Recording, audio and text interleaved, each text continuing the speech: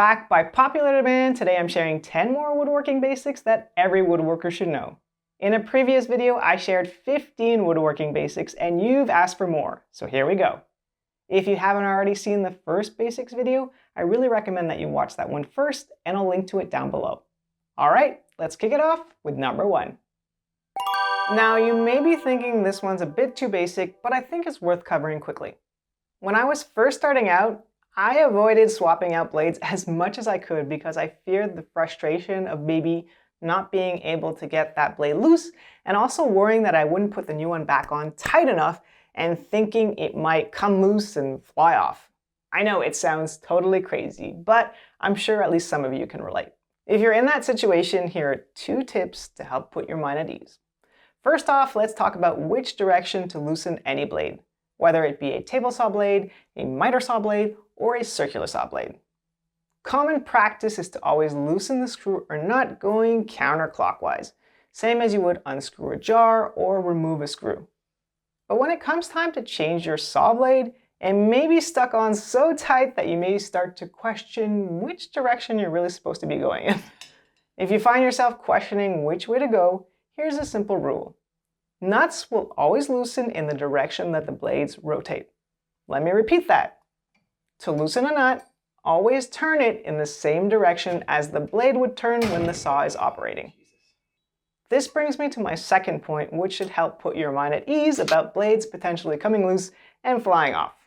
Like I just said, to loosen the nut, turn in the same direction as the saw blade would turn, which means to tighten down the blade, you need to go in the direction opposite to the blade's rotation, right? Now here's the tip for you. You don't need to over-tighten the nut here. If you do, you'll only be cursing the next time you try to take the blade off. You see, the nut being tightened against the blade's rotation is not by chance, it's by design. As the blade turns when the saw is fired up, the inertia of the blade rotating will actually help to keep that nut tight. So as long as you've snugged it up, there's no chance it'll just come loose, as the saw rotation will actually tighten it for you. So put your mind at ease and avoid over-tightening those arbor nuts.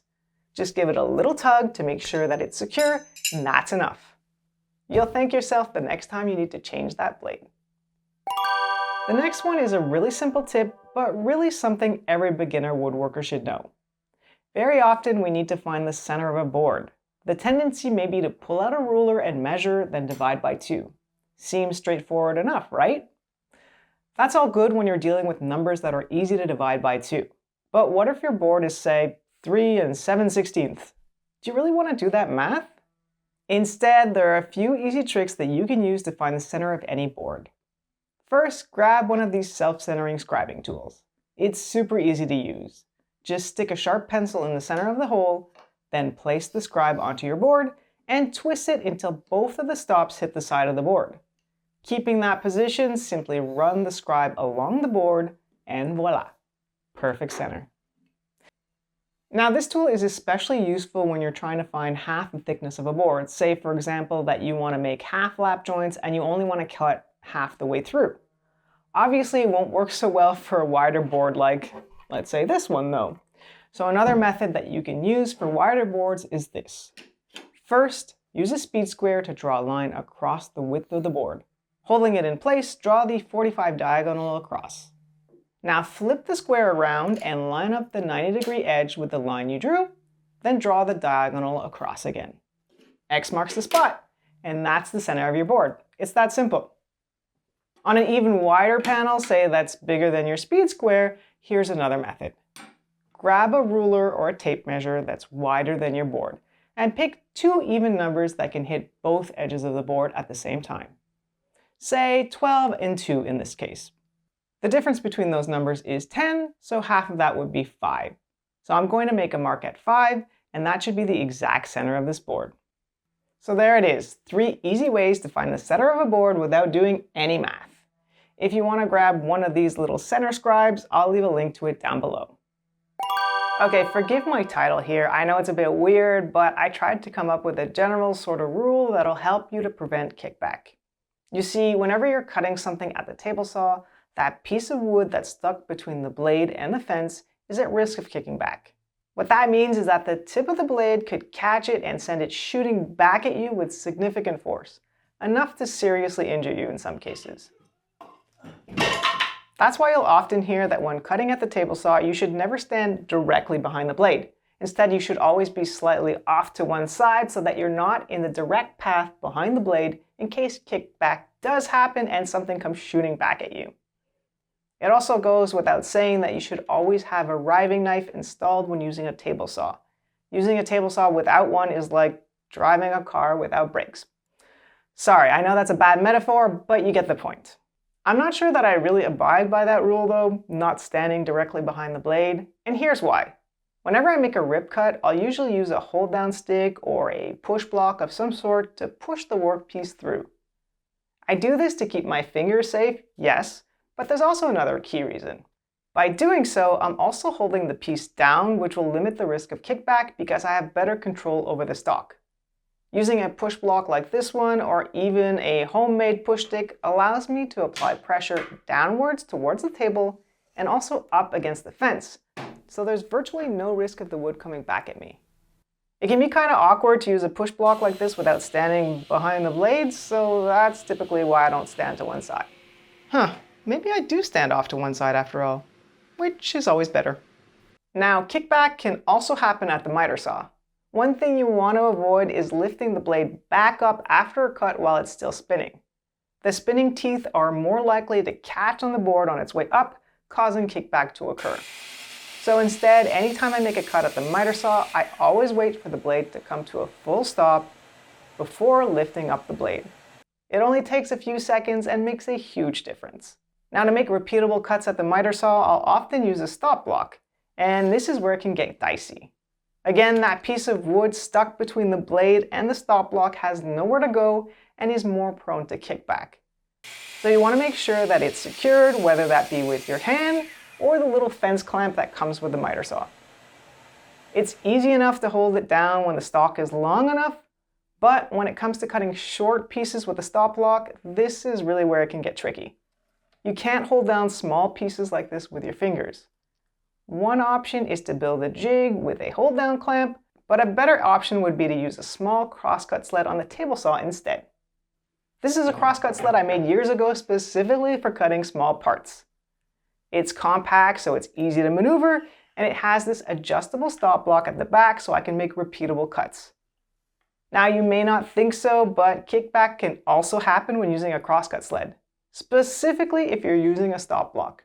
Again, wood doesn't like being trapped between a spinning blade and a hard place. It'll usually happen after you've made the cut when you're pulling the sled back towards you. The tips of the blade might catch just a hair and send that little piece flying back at you. Trust me, you better be wearing eye protection if that does happen. So to avoid injury, here's what you can do. Again, the key here is to find a way to hold down this offcut that's trapped.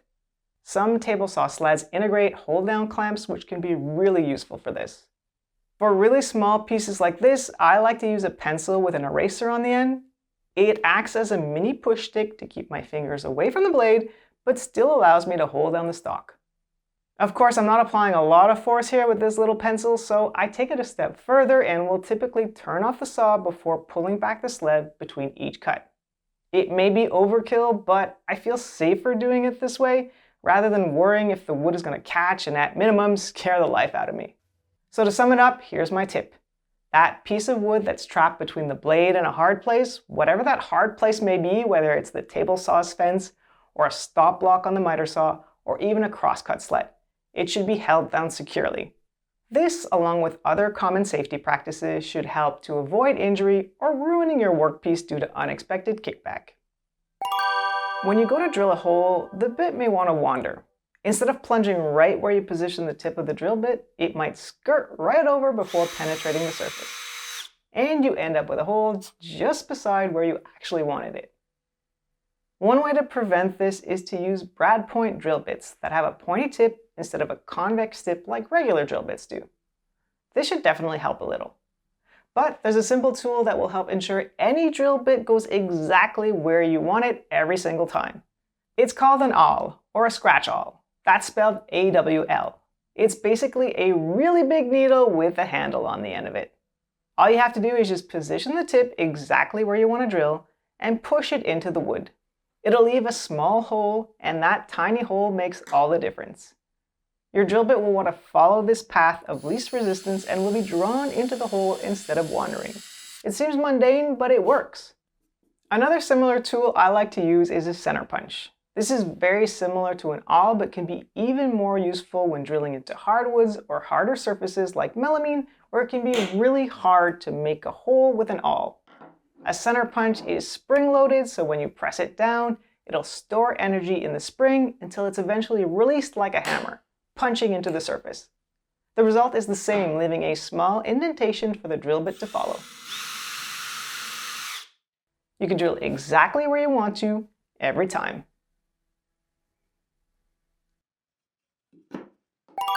I know what you're probably thinking, right? Boring, but wait. Ever wonder why most woodworkers go through the process of milling lumber instead of just buying it at the store? First off, just so we're clear on terminology, rough lumber is, well, rough. It's basically a piece of wood that's been cut from a tree and dried in a kiln. It's rough to the touch, and none of the surfaces are smooth, flat, or even square at this point. Finished lumber, on the other hand, is what you get when you take that piece of rough lumber and you mill it or shape it so that both faces are flat and parallel, and the edges are perfectly square to those faces and parallel with each other. So why go through all the trouble of doing all that milling yourself when you can have it done by someone else? Well, there are a few reasons for this. The first one being that perfectly square board that has been sitting at the store waiting to be purchased, well, it may not be so perfectly flat and straight anymore. As we all know, and something I talked about in my previous basics video, is that wood moves. So while that board may have been perfectly flat and square when it was delivered to the store, it may now be bowed, twisted, or crooked, due to changes in humidity or improper storage, or a variety of other factors. Another big reason woodworkers like to mill their own lumber is price. You can get rough lumber for a lot cheaper than finished lumber. I looked up the price of finished maple versus rough maple just as an example. At the big box store, you'll get a 1x6 finished piece of maple for $93.26. The equivalent board when purchased rough from my local hardwood dealer would go for about $30. So $93 for a finished board compared to $30 for a rough board. That's less than a third of the price. Now, this price discrepancy can vary considerably according to the wood species, where you're located, and where you buy it from, but in every case, rough lumber will always be considerably cheaper. Now, of course, buying rough lumber means you'll need to do a lot of work and make a big mess to get that board ready. So is it worth it? Well, up to you to decide based on your situation. But if you do have the tools, you'll save a lot of money over time and be able to mill perfectly square, straight lumber according to the specs that you need when you need it. Because you may want to work with custom sizes or thicker stock that you just can't find at the big box store. Wow, okay, I said all of that and I haven't even gotten around to explaining the milling process yet. Okay, so quickly in a nutshell, because otherwise this could become a whole video on its own. Here's my milling process for rough lumber. Step 1 is to plane one of the faces flat using the joiner. I usually start with the concave side, if there is one, and lay that flat against the joiner bed, concave side down. I'll run it through a few times until the face is dead flat. Next, I'll flip that face up against the joiner's fence and run it through a few times to flatten the edge and make it square with the surface I just flattened. Then check that it's a perfect 90 degrees before moving on. With that done, I move over to my planer and then run the board through with the flat face facing down. By doing this, I'm flattening the top face now and making it parallel with the bottom face. There's now only one edge left to take care of, and I like to use my table saw to simply trim off that edge and square it up. Once that's done, I'm left with a perfectly square board. All the edges meet at 90 degrees and each face is parallel to its opposite. Now, if you don't have a joiner and a planer, just know that there are plenty of alternative methods out there, like planer sleds and joiner sleds for the table saw. They'll definitely be a lot more work, but as far as I can tell, they work just the same. Okay, I think that's enough about milling. Let's move on. When first starting out in woodworking, you strive to make your boards perfectly square through milling and cutting, and it's so satisfying to get that perfectly milled board with those perfectly crisp square edges. But the sad truth is, you need to break those edges. No one wants razor-sharp edges on furniture, and it looks a little amateur too. Think about it. When you're at the dining table or a desk and you lean your forearms on the edge, you don't want a razor-sharp edge pressing into your forearms or to get a cut or even a splinter. Take a close look at how wood furniture is constructed, with slightly smooth edges, sometimes rounded or beveled. It's not only safer, but it also gives it a more polished and professional look. Plus, having smooth edges and corners will reduce the odds of them being damaged or splintering than if you have a crisp peak on those edges. There are different ways to break these sharp edges. One way is to use a router with either a roundover bit or a chamfer bit. You don't have to give it a huge profile, just a very, very shallow, barely noticeable pass will do the trick to make those edges softer. Some woodworkers like to use a small block plane to break the edges. I personally don't use hand tools too much, so this is not my preferred option, but a lot of woodworkers swear by this. Another simple option is to simply use a sanding block with a soft backing to break the edges. Just give it a quick rub down and feel the edges with your fingers as you go. You'll be able to feel once you've sanded enough because you'll be able to glide your fingers along the edges without feeling like you're about to get a splinter. It should feel smooth and soft. Most of the time this can be done at the end once the project is assembled right before the final sanding and finishing. In some cases though, it might make more sense to instead shape the edges before assembly. For example, if you're building a slatted table and you want to chamfer the board ends. In such a case, you might run all your pieces through the router table first and then proceed to assembly. Whichever method you choose, just try not to leave those razor-sharp edges. I know it's tempting, but ultimately you're more likely to get dings or splinters on those edges. And an edge that has some sort of treatment to it always looks more polished. Cutting large-sized parts for furniture building that can easily be held down with your hand or pushed through the blade with a push stick is one thing. But cutting small parts is where it gets a little tricky, if not to say dicey, especially when it comes to safety. Of course, using hand tools can make cutting small parts safer and often easier. But if you're dead set on using power tools for everything like I am, there are still things that you can do to make cutting small parts safer. Example number 1. You never want to cut really small pieces on the miter saw. First off, that's because you don't want your hands to be too close to the blade when making a cut. Secondly, the workpiece will have very little support and the blade might want to catch and twist the board, causing kickback or even pulling your hand towards the blade. In my previous video, I talked about some miter saw upgrades, including a zero clearance jig and using a hold down stick. In theory, cutting small parts when using both these devices, you can safely cut small parts on the miter saw. But do I recommend it? It wouldn't be my preferred method, no. When cutting small parts, you typically want to be using some sort of jig or sled designed to both keep your fingers away from the blade and keep the parts from flying around and becoming dangerous. One of my favorite ways to cut small pieces is to use a small parts crosscut sled. And I have a video explaining how I built this if you want to check that out. A compact crosscut sled like this one provides more control and also better support for your workpiece. Plus, the zero clearance kerf limits any chance of an offcut falling into the crack. You can also use hold-down clamps to hold down the workpiece as you make the cut, allowing you to keep your fingers away at a safe distance. When it comes to cutting small parts, there are always safer ways to do it. If you don't feel safe, my recommendation is to stop and reconsider your options. Okay, this is a big topic, one that could fill an entire video on its own, so I'll try not to get stuck in the weeds here. But knowing how to glue up a panel is one of the basic woodworking skills that needs to be mastered. I know my first glue-ups definitely didn't turn out the way I hoped they would, and they were really stressful. So to avoid falling down a rabbit hole here, what I'm going to do is just fire off some Q&A without going into too much detail. Now, I've never pretended to be an expert know-it-all, so you may not agree with some of what I'm about to say, but this is how I do it, and truly what I believe, based on my own experience and the research that I've done. So with that said, let's get into the questions. Question 1. What are the best types of clamps to use for panel glue-ups? I would say parallel clamps for sure, because they apply even clamping pressure across the board's edge, so panels are less likely to want to cup as you tighten down the clamps. How much glue should you apply? This comes with experience, I think. You want to fully coat the edge of the board until you can't see the grain anymore. You don't need to apply glue to both mating edges though, only one edge is enough. When you clamp the boards together, you should see small glue beads squeezing out along the seams. If you don't, you likely didn't apply enough glue. How to deal with squeeze out? Well, that just happens to be our next topic, so we'll talk about that in a minute. How much pressure to apply to the clamps? Less than you think, actually. Over-tightening clamps can lead to problems like cupping. Most times I'll just tighten until snug. That's it, not my max strength.